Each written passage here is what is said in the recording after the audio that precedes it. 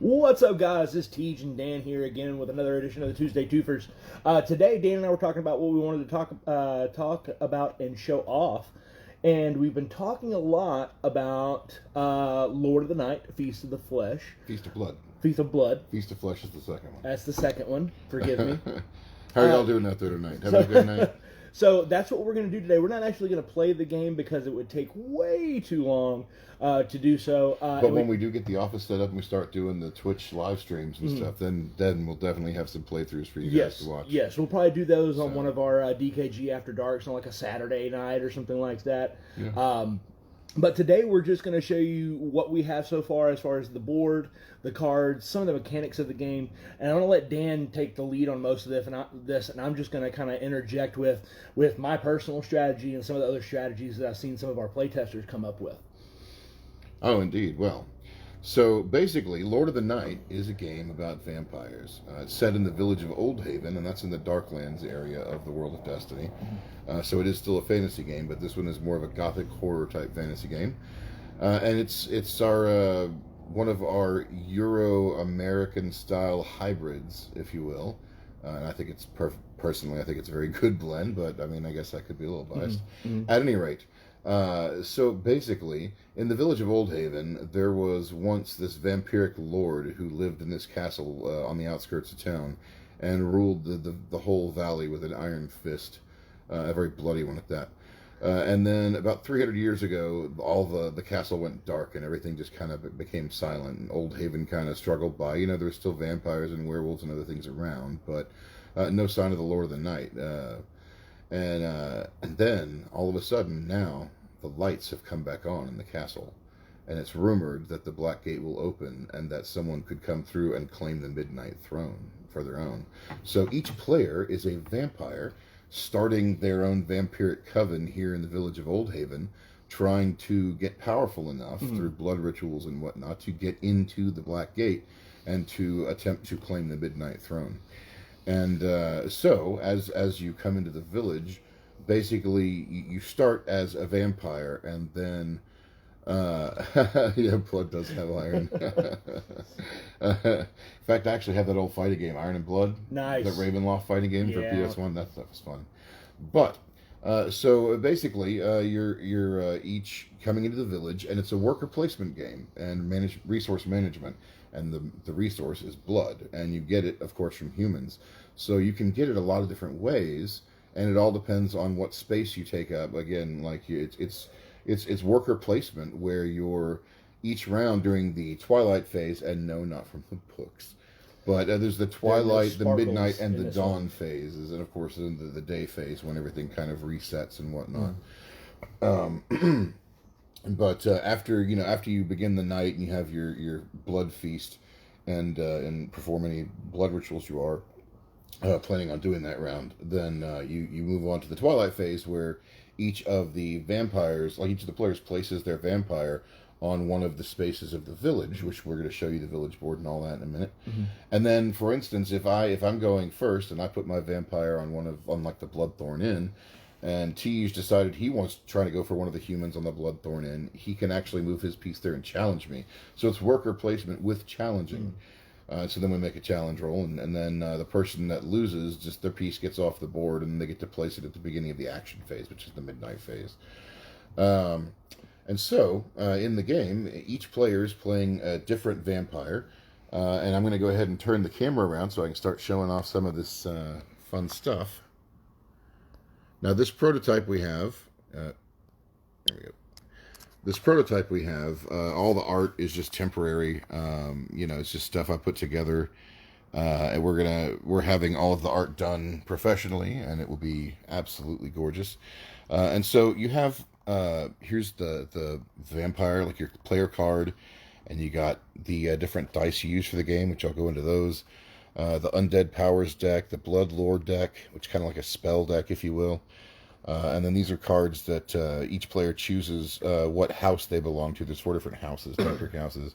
You have the Catacombs here, and here's your vampire deck with the different vampires that are out and about in the city that you can then, recruit to your coven, your vampiric coven. And then you have the village of Old Haven. You have the Red Moon Tavern, the Bloodthorn Inn, the Alderman's Farmhouse, the Undertaker's Cottage, the Guard Post, the Village Market, the Village Chapel, the Back Alley, and the Apothecary. And each of these spaces gets humans put on them from when you refresh the village every day during the day. And you're going to say, Teej? Sorry. Oh, and take note that each location, except for the village commons and the catacombs, has an additional symbol plus something over here that you can perform as your action. And Dan will get into that in a little bit, but that actually really becomes very important in the course of play to affect your overall strategy. Yeah. And you have the village deck here, that's where you're drawing your humans and stuff from. There's also items in the village that, if you draw them, they end up going beneath a human. For instance, here in the Red Moon Tavern, we have the Shire Reeve holding the Goblet of Sacrament. So if you succeed in any kind of roll against the Shire Reeve, you can then take the Goblet of Sacrament for your own. And same with all of the different artifacts, the relics. And so, let's talk about your vampire character. And so here we have Soraya Ravenscroft. Again, it's temporary art. This is art by the wonderful Ian Daniels, who I had the honor of working with on Cthulhu. And each of your vampires is going to have 3 stats: ferocity, occult, and cunning. Your ferocity is, how ferocious you are, your strength and your ability to just rip things apart and that kind of thing. Your occult is how much you're able to work with the vampiric energies and whatnot that you have. And your cunning is how crafty you are, how quick and how quick you can think and move. So each of the vampires is different. They're usually it's a blend of one. One's going to be 3, one's going to be 5, one will be 4, or you have all 4s, or but it all goes back. Then some are like 5-2-5 or 2-5-5. But each vampire is different in their mix, and what the stats represent is how many dice you roll whenever you're doing a test. So an occult test, for instance, with Soraya, I'd be rolling 3 of these dice. Now each of these dice have 4 symbols. They have 3 fangs, which is ferocity. They have 3 eyes, which is occult, and 3 bats, which is cunning. And then they each also have 1 blood drop, which is a kind of a wild card when you're making any action roll. Basically, an occult of 3, if I'm trying to defeat something that has, say, an occult or has a rank of 2, then I'm going to be rolling 3 dice, and I got 2 eyes. That means I got a score of 2, because that's the occult symbol. So, in that case, I would actually succeed. And of course, they're D10s, so there's 3 of each symbol, and then 1 of the blood on each of the vampire dice. There's also one other type of die in the game, and it's the village dice, and this is what you use to replenish the village every round. Each player rolls it once, you roll it once for each player, however you want to look at it, and it tells you what space to put the human on. Sometimes the humans can just come out dead and go straight to the graveyard. That's what the slashes are. But so then also vampires each start with 2 undead powers, and you draw them randomly, and basically you'll start with 1 essence, which is there we go. I got little gems right now that we're using for essence. And then basically each round you choose at the beginning of the round what you're using your essence to ability, what ability you're powering with your essence. So like for instance, shadow form, it allows you to add 2 dice to your stealth rolls, or for stalking, when you try to sneak up on a human and drain their blood. And you can also pay blood to re-roll your current stalk roll. And over here, the undead might, you can add 2 dice to your capture rolls. That's the manacles right there. And you can pay a blood to re-roll your current capture roll. So what those types of rolls are, by the way, is how you affect the humans. Like, for instance, here we have the Watchman. Sorry, trying to zoom, or trying to get the focus right. There we go. So the Watchman, he has a rank of 2. He has the symbol up in the corner. The crossbow means that if you're trying to capture any human on a space he's on, you remove 1 die from the roll. That's how each of the different symbols works. Like the cleric, for instance, anyone that has the holy symbol removes 1 die from your occult rolls to anybody on that space. And the garlic to your stalk rolls, for instance, like the Burgermeister, he removes a die from your stalk rolls and removes a die from your capture rolls. But that's only if you're on that space again. But he has, as you can see, they all have ranks. He has a rank of 2, and that just means you have to have 2 successes to do whatever you're trying to do to him. So you could be attacking him with your ferocity, or you could try to capture him with your ferocity, in which case you're rolling that number of dice and looking for 2 successes. And if you attack him, you will do that much damage to him. He only has basically 2 health, which is his rank. So if you have 2 successes, you successfully kill him, and then you get 2 blood. However, if you only get 1 success against him, then you still do 1 damage, you just don't get any blood, and you get a hunted token. Anytime you fail a roll against a human, you get a hunted token, and then that just affects the end of your round you're trying to escape humans. If you instead were trying to capture him, you'd need to get 2 on a ferocity roll, and you would take him and place him in your play area kind of sideways to show that he's, captured. And then every round, when you feast, you get 1 blood for free from him. You can also sacrifice any victims in your herd or your coven to get their rank in blood. So basically, you could get your 1 blood from him being in your herd every round, and then you could eat him for another 2. And again, blood is what you use to both power some abilities and also to perform blood rituals to get more undead powers, to get more essence, to get more powerful as well, and eventually to be able to have minions. And so, let's see, you can also choose to enthrall him. That's what you use your occult for. Your occult also determines how many blood lore you have and how many you draw each round. For each 3 points, you draw 1 blood lore each round. But if you were to try and enthrall the Watchman, you'd use your occult, and if you had 2 successes, then you would take him as a thrall. And what that does is you can turn it sideways. You can exhaust it to add 1 automatic success to any action roll. And so basically your thralls just give you 1 free success on your die rolls when you use them. And that's great. It's very helpful, because they become your little minions. Mm-hmm. Or you can stalk up on them with your stealth, and if you get 2 or more, then you successfully get 2 blood from them, and you put a wound on them, which just lowers their rank by 1. However, if you only got 1 success, for instance, against this Watchman, you'd get 1 blood, but you'd be hunted, and he wouldn't get a wound. That's what happens if you fail stalking. Once everyone's done their action for the round, then anybody that has a hunted token has to roll an escape roll, and they roll. It's a cunning based roll, and they're just trying to basically get a number of successes equal to the number of humans on their space. Basically, they're trying to do a barrel roll. Yeah, do a barrel roll. Do a barrel roll. So that's kind of the starting basics of the game. Also, there's the moon deck. And the moon chart, which sadly is a little warped at the moment, but there's 4 different phases of the moon. There's new, waxing, full, and waning. And depending on what phase of the moon it is and what house you are, whether you're House of Death or House of the Dagger or House of the Raven or House of Whispers, then that's the round you get an extra die to all your rolls. Mm. Plus, each round, or each 4 rounds, the moon phase turns. And so, for instance, right now we have the Hunter's Moon. Whenever you defeat, which means any success against a hunter, any human with that symbol, you get an extra blood.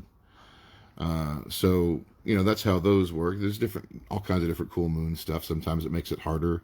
A lot of times it gives you extra bonuses, Mm-hmm. So that's kind of a first look. I'm going to switch it back to faces for just a minute. So basically what you have is you have several different steps that you go through each round. And you have a lot of factors that are going to be affecting your character. Typically it's going, the house that you select, be it House of Daggers, House of Shadows, House of Whispers, and House of Death. That's the new moon one. Yes. So each of those, what you pick at the beginning of the game there is going to affect your strategy. So what I usually do is I pick the House of Daggers, which is your ferocity base. So I'm always going to get an extra roll right off the bat at the beginning of the game. So I get that extra roll so I can get either, what I like to do is I like to capture minions and herd them into a pool and have them just kind of a stable, and then eventually when I'm ready to just bam lay everything out, I'll feed on them every round.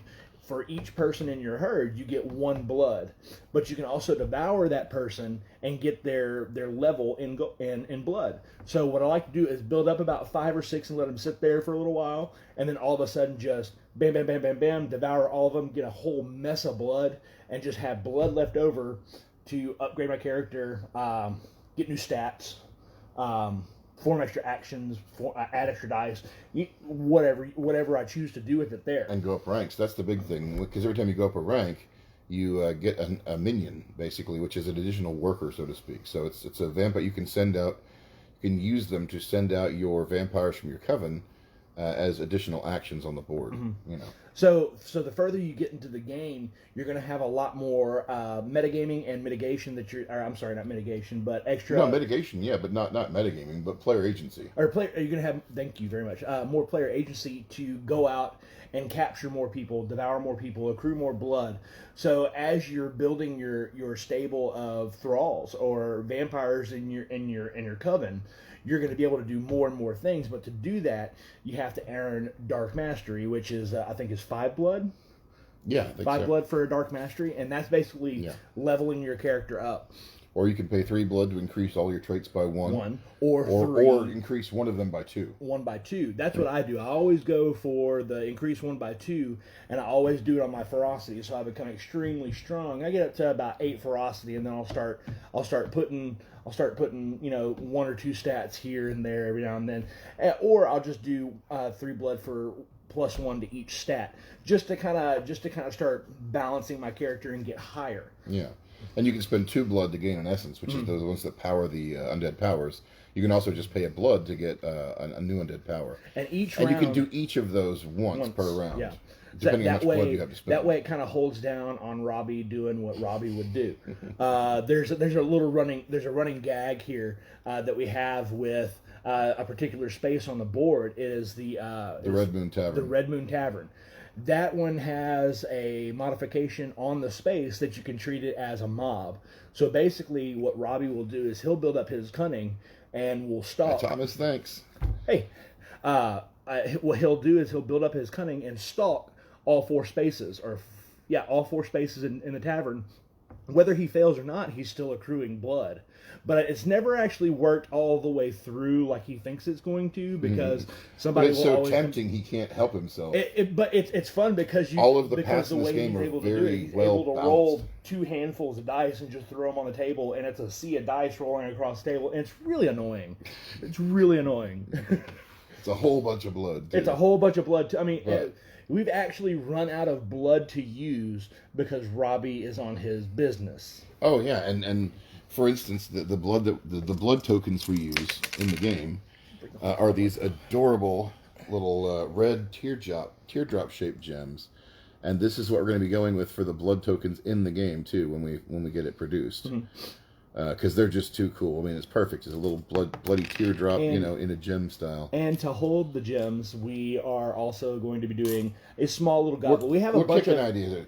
Yeah, we're kicking ideas around. But this is the basic idea. But we have a lot of cool ideas centered around the goblet to kind of condense so there's not as many things on the board. But it's a process where we're having to talk it out, whether it's going to be worth it to incur that cost or anything like that.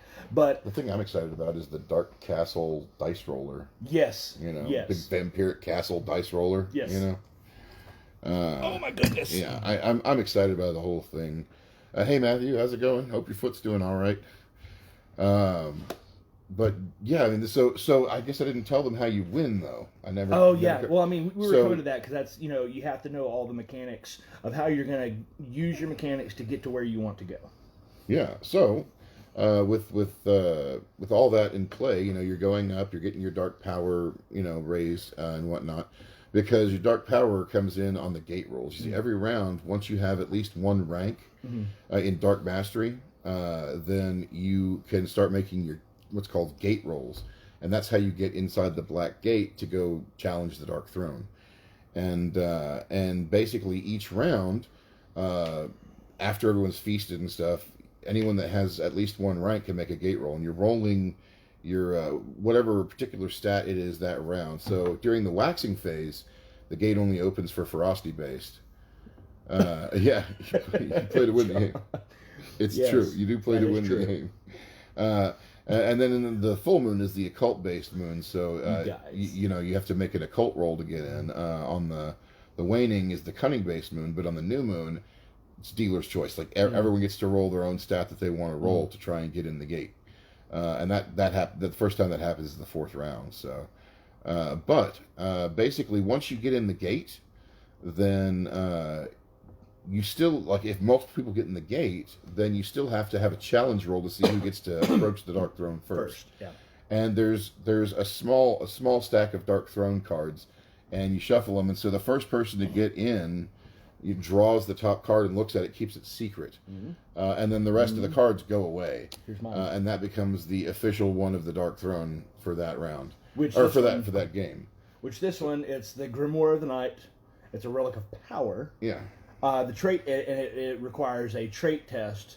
So it's on this one, it's occult, or I'm sorry, arcana. We're flipping back and forth between occult and arcana. True. It's this one is a trait test for arcana, and it's a 3+ mastery. Or your trait plus mastery. You have to beat that. Right. Yeah. Well, you get to roll a number of dice equal to your occult. Yes. And then you get to also add in dice from your mastery. And then you're just trying to hit 3 or better. 3 successes, yes. There's some for each one. There's also some basic tests. There's even one where the throne is open.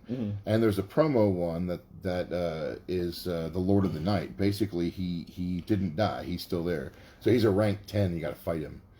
So what happens if you win? Then if you succeed, then you win the game. If you don't, then you put it face down. You don't tell anybody else what it is, and then if anybody else made it in the gate, they get a shot at it too. But they keep it secret, and so you keep, and then you just start another round. And if no one wins, and you keep going and try and build it, and then the next time you got to get in the gate again. Yeah. So you just repeat until somebody beats the throne card. Now, Thomas is asking, is the artwork going to be similar to our other games? Yes and no. It's going to be fantasy artwork, but it's going to have that darker bent to it. It's not lots of blood too. Not in the gory buckets of blood type, but like that, kind of classy, haunting, sexy kind of blood. Gore. And like like a giallo. I mean, I guess so. Yeah, like giallo. Okay. Actually, if you want to see the artist we're working with on it, he runs a page called the Driftwood Archives for his own fantasy work, and we'll get into more of that soon. Yeah.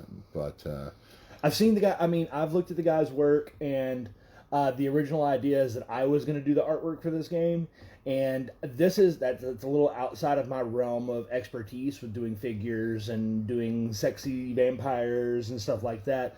So seeing some real atmospheric. Yeah, it's real atmospheric. I'm more like when we played Game Lords last week. That's up my alley. Real goofy, real bright, real colorful. This is I got out of my emo phase back in 2003. So I'm sorry, not my emo phase, my goth phase. Back out in 2003. Back then, I used to scribble and stuff like that. But no, the guy that's working on the artwork for this, incredible. Yeah, just and the style generally. I mean, like the kind of feel of the art is supposed to, kind of Ravenlofty. If you're familiar with D&D, Ravenloft, almost, would you say almost Victorian-esque? Well, sort of, but not with the whole Victorian nature because it's still more fantasy. So True. It's gothic horror fantasy. Okay, but, it still has a lot of the same elegant but dark kind of factors too. Yes, there will be stretch goals. We're still working those out. But we kind of have a basic idea of where we want to head with it. Like there's going to be a dice tower, extra miniatures.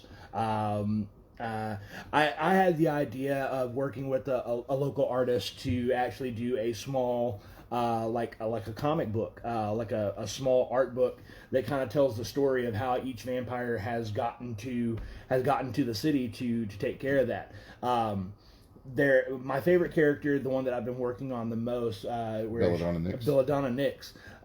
She comes from the gypsies, and she's a fairly young vampire. She's only about 50 years old total, and probably been a vampire for maybe 30 or 40 of those. So she was turned at a very young age.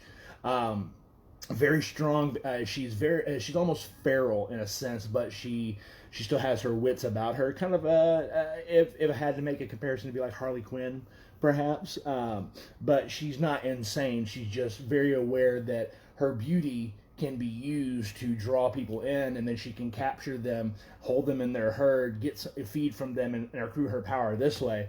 So she's kind of a younger vampire, and she just kind of stumbles onto the city as she's been following some other vampires to kind of learn more about how to be a vampire. So this is really her first major test on how to be a vampire, and what better way to become a cool vampire than sitting on the Dark Throne? Yeah. So yeah, Thomas, we're really kind of thinking a lot about some stretch goals, some social media goals, stuff like that. Yeah. And I want to make sure that a lot of the stuff we focus on for that too is stuff that really adds to the gaming experience and whatnot. Yeah. I've always more and more keep trying to focus to make sure that all the stretch goals, the extra stuff we make, that it's really. It just helps build the world, and it helps, add to the experience at the table. And there's some definitely cool ideas kicking around. We're going to have to see where we're at closer to time. Because we're not. This isn't going to be going up until at the very earliest, the end of the year. Quarter 3, late quarter 3, quarter 4. At least. But we got some great Tavern Master stuff to do before then, and some other cool stuff too. But when I tell people that I work for Dan, they kind of give me that, they cock their head at me, and then I explain to them I explained to him Tavern Masters, of course, and then I explained Lord of the Night. Dan's already established himself as a game maker with Tavern Masters. I mean, Tavern Masters, we all know Tavern Masters, we all love Tavern Masters. I see this as Dan's statement to the gaming industry that, hey bro, I can make games too, look how awesome this is.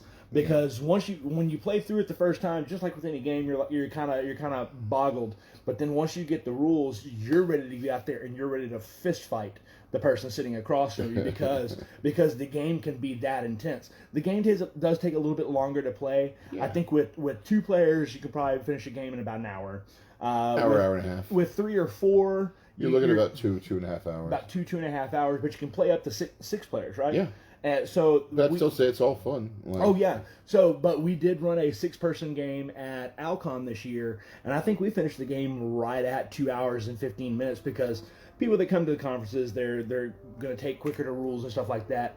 And once they actually got the rules, and I started explaining some different strategies to them, we were flying around. They became fast friends. We were cheering each other on because we were all very excited. I got my butt kicked. Because I was more helping other people play, but it's just one of those games that when you walk away from the game, you're just like, I'm exhausted, but that was awesome. Yeah. And Thomas, you mentioned Dockside. We do still have some here on the web store. I know it's a little bit more shipping than it is with Amazon, but we also do put some promo cards and stuff in there too. So but I mean, by all means, shop wherever you like, of course. So if you buy it from Dan, he might sign it for you. Well, I'm always happy to sign it. People want me to, but I always feel, but I mean, hey, I'm always glad to. So, I mean, and this area that the game takes place in it comes up. Dan and I have been running around with a character. What was it, Nikea? Nikea, we're kind of expanding. Kind of like, what was it? What world has Marco Volo? Forgotten Realms has Marco Volo. It's kind of like a Marco Polo type character, one that travels around the world and writes about the world. That's kind of what Nicaea is for me. And this area really gets swept up in a lot of intrigue with one of the overarching big bag organizations that exists in the realm of Destiny. So when we start getting closer and closer to releasing some larger books on lore and stuff like that, this area of the game is really going to play a heavy part in it because there's a lot of silver here. Oh, yeah. And there's a special type of mineral. Well, the Darklands is an area, if you don't mind me jumping in. Go for it. The Darklands is a place where basically because of some, ultra-powered, like mutually assured destruction magic kind of stuff of these ancient mage wars that took place like about 1,300 years ago between what was once Hasterion and was Soluvia. Hasteria got kind of blasted out of time, so to speak, and that became the shifting wastes, where literally it's like kind of like it got blasted to the end of time, but there's like kind of like time pockets and bubbles that float through. It's kind of a fantasy version of a post-apocalyptic wasteland, but occasionally these time bubbles float through, and you might fall asleep at camp one night in the middle of these ruins and wake up in the middle of a bustling street, because you're in this time pocket. Anyway, but the Darklands got cursed, and so it's constantly gray skies, and the undead walk amongst the living. In fact, there's way more undead than there is living in plenty of places. It's a vampires, werewolves. It's a dark fantasy kind of area to the world. Think Falkreath from the land of Skyrim, except actually Ravenloft, just like dark fantasy. I mean, like Oldhaven is the town that's like been under vampiric rule off and on for over 1,000 years. And then, vampires and humans just. And then there's Gravestone, which is literally like a part of the ancient kingdom of Bardovia, and it's basically like this giant, huge cemetery that spans for miles and miles and miles, and it's got crypts and under crypts. And then there's the city of Ravensgate out far to the northeast. That's kind of on the coast, and it's a city that has like human rulers and vampire rulers, and they work together, and they actually have like human guards and vampire guards that keep the peace and all that kind of stuff. And there's all kinds of cool places in the Darklands. I've got a lot of fun stories to tell. I got some cool games that take place. Their Season of the Witch takes place there. You haven't got to play that yet. Yeah, I haven't got to play that one. Some other fun ones. Silver. You're talking about Silver. I'm sorry. I had to explain all that to say Silver, since it's a land of monsters and undead and stuff, Silver is kind of frowned on by a lot of the trading community, especially, speaking of which, those vampiric noble elders in Ravensgate, they basically secretly control most of the silver trade to make sure that it doesn't get used against those of them that are, vulnerable to it. And, so silver is only worth, 2 silver is worth 1 gold in the Kingdom of Eldaron. But in the Darklands, 1 silver is worth 2 gold. So it's actually a really good, like a silver from the Kingdom of Eldaron is worth 2 gold from the Kingdom of Eldaron in the Darklands. So there's actually a very interesting and brisk silver trade, but it's very dangerous because the vampiric guilds alone, not to mention the thieves guilds and other groups and whatnot, are just itching to raid it, and and others to shut it down. And our big bad, the Red Diamond, which we're going to talk about them coming real soon. The Red Diamond are they're an organization. They're a merchant's guild, but they're not really part of the merchant's guild. There's an overarching merchant's guild, and they basically kind of, we kicked them out, and then like, no, we left kind of thing, because they are the most devious type of merchant's guild, where they will stoop to no low to do, to underhanded things to get the best contracts, to horn out the market, to do whatever. I mean, they're like... And they've got their fingers so deep, it's kind of like when Captain America took off his mask and he said, "Hail Hydra." That's the kind of stuff that they do on a Tuesday. They have people in every major government. They have people in every guild. They have their own assassins guild. They have their own private armies that are also assassins. So it's kind of this one organization is trying to control everything. So that's really going to come in when we start talking more about Ravens. They've cut their fingers in so many pies they can calculate it to 1,000 places. There you go. You see what I put up with. Yeah. But back to the game. So, that's Lord of the Night for you. And Lord of the Night, as I said, it's about vampires. Well, it's part of a planned trilogy. A standalone trilogy at that, because the second game is Lord of the Night Feast of Flesh, which is what you first said And that's a game about werewolves, where each of you is playing werewolves in the forest outside of town. Because the werewolves remember what it was like when the vampire lord was there as the night lord, and do not want that again. Mm-hmm. So they figure if they can get in there first, maybe they can claim the midnight throne and, like keep the vampires from ruling the area. Mm-hmm. And so, it's a whole game about werewolves and running your pack and whatnot. And it's the same mechanics and the same stuff, but there's a few things that are a little different about it. It also has a trade system too. It's got silver coins in there. Yep. I got planning on actually making silver coins for that. I know I've asked this before, but I've forgotten because I've slept. Do we also plan on using the gold coins? Well, I mean, technically speaking, it may come up. I'm not sure if it will come up or not, but maybe by the time the third one, because the third one is Lord of the Night Feast of Souls. You see, the humans remember what it was like when the vampires were ruling, and they've heard tales from the ones that survived, and they don't want the werewolves to take over either. So they figure if they can summon up some dark powers to maybe like raise a dark force to empower them to where they can claim the throne, then they can keep the vampires and werewolves from taking over. So that game is about cultists, and that takes place in the ruins outside of town. And so that's the board for that. So basically, you can play any of these standalone. Like, you can just play Lord of the Night Feast of Souls. Or, if, like, I wanted to play a cultist and he wanted to play a werewolf and Robbie wanted to play a vampire, we just bust out all 3 boards and all the stuff. And we play with the full-on village of Old Haven with forest and ruins surrounding. And we're all still vying for the Midnight Throne. It's going to be real interesting to... Because I assume that even with the cultists and the werewolves, you're going to have getting past the Black Gate and ascending the Iron Throne, the Black Throne, Midnight Throne. But yeah, the throne. God, I keep messing it up. So what it's kind of mind-boggling to think what's going to happen to a human when they sit on the throne, or a werewolf. Well, that's why they have to accrue a lot of dark power first, True. and empower themselves if like they magically. Don't get enough dark power, they just sit on it and they just kind of go and explode. Yeah, just kind of pop. That'd be well, hilarious. You see, how vampires have blood lore. And that's kind of your spells. You also have rituals you can play, which it just means it costs the blood to play. Well, most of them, like the spells, you can play for free. And then the ones the rituals you just pay blood for, or rite, I think is what we went with. But the werewolves have wild lore, and then the humans have dark lore, and some of the humans can also like there's some interesting things that could take place if you're playing with all 3. Let's just say that.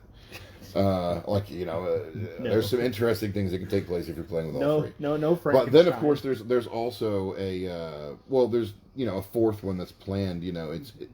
But it'll probably be based on playing with all 3, and it's basically the Hunters expansion. So, Hunters. You could basically run your own Hunters thing, and you also kind of interact with some of the humans, like the guards and stuff on the board, probably. But that's still a little bit more development. We wanted to make sure to solidify. We wanted to solidify Feast of Blood first, because it has to all work together. So I had developed the concepts and mechanics for the other 2, but I didn't solidify them before this, because this needed to solidify first, and then I know that I have all the stuff I need in place to use those others to build off of it, because they're already developed. And guys, I'm telling you, when we start marketing this game, people are going to take notice of DKG, and they're going to see what Dan has created with this. Because as I understand it, there's one other game that's kind of similar, but it's so completely different that there's a couple of vampire games in the market, but they're no. I mean, like, as far as the mechanics go, this kind of stands apart from basically everything that I've seen, and Dan has added me to hundreds of board game groups. So and when I get bored at work, of course I'm scrolling through Facebook, going in groups and trolling or whatever, or talking to people, learning more stuff. And I have yet to come across a game that has this kind of both an atmosphere and a mechanic. Yeah. Well, I mean, even just alone, I mentioned that, when I tell people that it's a worker placement where you can actually challenge for the spaces. Actually, Matthew, yes, in each game, I know in Feast of Blood, there are going to be character cards that you can create your own character. For those of you who, like myself, who like to role play. So yeah, I think each card comes out to what 12 points on each card. So as long as you stay within the 12 point total for your stats. What we might do is we might put out a pack or something that might be part of a thing to where it's like it's all done up and it's got the like say you have like one of each of the mixed numbers and stuff, but the information and the picture is blank. Well, Matthew was asking, what? No Frankenstein? No. There's no Dr. Frankenstein. You could, however, create a monster, much like Frankenstein's monster. See what I did there? I'm a nerd about that kind of stuff. But no, I mean, it'd be really easy to do with, you could create a vampire that is so old that he has lost limbs that just don't grow back, so he steals limbs from other people and through dark magic attaches it to himself, thereby making himself into some kind of monster as if created by a Dr. Frankenstein or something like that. Sure.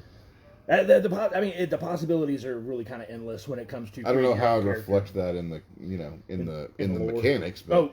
No. I mean, none of the characters really have anything about their backstory or anything like that really affect the game. Yeah. The backstory. Yeah, their stats and stuff mix up, but I mean, the backstories are meant to explain the stats. This is true. I mean, that's what I did anyway. At that point, when you had that 12-point limit, it's up to the player to create their own backstory for their own character, and it's not really going to affect the mechanics as far as I can see. But what do I know? I'm not a game creator. Yeah. I just played them. Okay, so but yeah, I can't wait for us to get the crew together and have a multi-camera shoot so you guys can see the game in action, because it does take time. You can't. I mean, it is a little bit of a longer game, but it keeps you on the edge of your seat the entire time. Yeah. Especially when you got Robbie on his business. Yeah, when you got Robbie on his business, but I get on my business too. Oh yeah, I do too. I always like the enthrall route, but that's the beauty of it too. Is I mean, all the paths are very well balanced, and everyone's always like, oh no, this is clearly the broken way to do it, and I'm like, prove it. And then they try, and they find out, it's not broken because I got beat. Yeah. So, see, the first time we played this game, I won, and I think I've won one game since then, and I've played this probably at least 100 times by now. Yeah, it's and this is like the 9th incarnation of it too. Like I've played this game, I can't even begin to tell you, and how many different incarnations as well.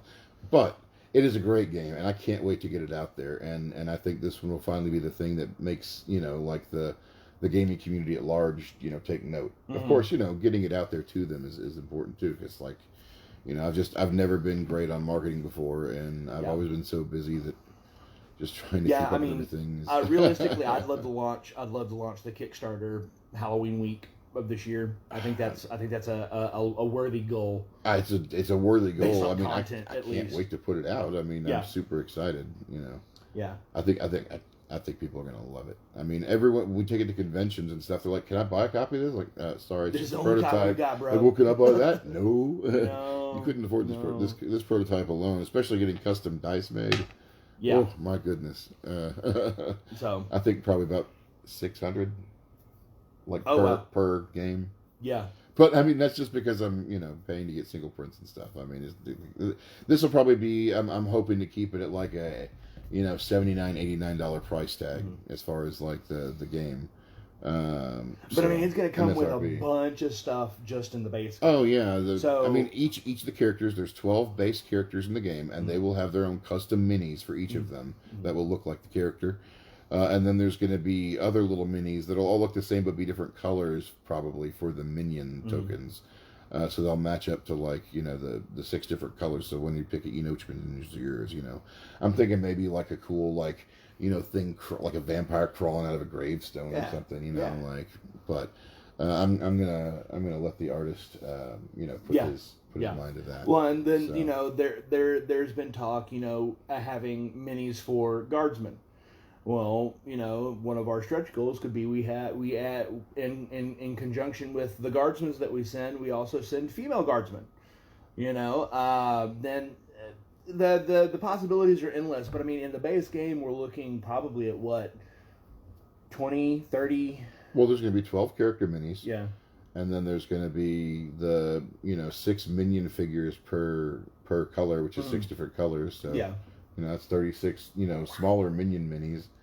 And then, of course, the cool, gems for the blood tokens and whatever we do for the essence, which at the moment we're doing gems, but we'll see.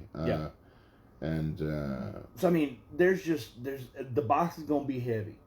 Box gonna be heavy with stuff, laden with awesome things. Laden with awesomeness, if you will. So I mean, there's the possibility of more minis as stretch goals. Like I said, a comic book. Different vampire-themed things, a Dark Castle dice tower. So I mean, we talked about the goblet idea too. Yeah, the goblet idea. The like instead of having a separate piece for the moon dial, have it incorporated with the goblet as well. So you move something or have a light that moves around. To signify what phase of the moon is in. It'd be cool. This is heavy hardcore development. With this one, it's kind of an all-in with all of our ideas as far as what we can make work and what's going to be in the base game and what's going to be done as a stretch goal, what's going to be as a social goal. That's kind of what's holding us up is the art and kind of deciding what all we want to do as far as base game versus. Stretch goals, expansions, so on and so forth. And of course, every time I think about this, it just reminds me how much I can't wait to finally get monsters, like the Full Moon expansion prototype for Tavern Masters too. Yeah, the Full Moon expansion for Tavern Masters. Watch the monsters start piling into taverns and eating people. Yeah. So and again, that kind of brings up the idea. I mean, maybe we could introduce some promo cards for people. Oh, there will always be crossover promo cards because I'm just that guy. Yeah. So your characters, you're probably your 12 characters. Those could be promo cards for Tavern Masters. Could add some drinks that are in the town. Yeah, I mean, as product. So I mean, we're still working out a lot of critical ideas as how to both cross promote it and make it the best it can be for the base copy and the stretch goals going forward. Yeah. Yeah, I think people are going to really enjoy it. Mm-hmm. So, I know I've had a lot of fun with it, and I can't wait till we have conventions again so we can show it off some more. Yeah. Like, I love getting to play it with people at conventions and just show it off and see their reactions to it, Yeah. So, I think you'll enjoy it. I know I do. Yeah. So, I think with that, we're going to go ahead and call it a night. Yeah. Next week, I think we're going to try to get Jared in and play a 3-person game of maybe Staves or the Fairies expansion. Guys, whatever you guys want to see us play next week, let us know in the comments, send us messages, all that good stuff.